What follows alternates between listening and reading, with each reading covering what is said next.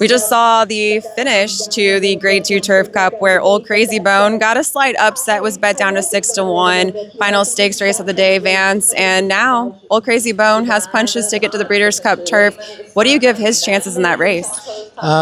Somewhat slim, I would say. He's second off the claim for Mike Maker, ran for a $100,000 tag, two back.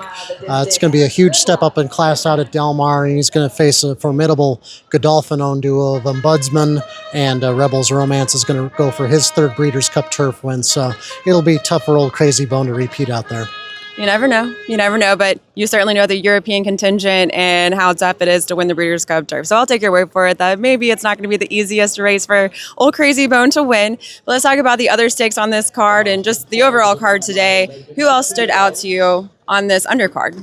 Yeah, I think a couple of the filly winners really stood out to me. She's So Spicy bounced back from a poor run in England. She got out there on the front end and just coasted home, and she was back to her old self, no doubt about it. And you know what? She wouldn't look out of place in the Breeders' Cup Turf Sprint, to be honest with you. I think she's got that kind of a quality to her. So, yeah, She's So Spicy was a really good one. And then earlier in the card in the ladies' marathon, we had the Brad Cox filly, whose name I'm just... That was Stellify. Stellify. She's just very physically imposing filly, very tall, and very lightly raced still. And she got the distance very well in her stakes debut. And she looks like a filly that could come right back in the Dowager Stakes at Keeneland next month over a mile and a half. So Stellify's got a bright future ahead of her, and so does She's So Spicy. So those two are kind of the standouts to me today.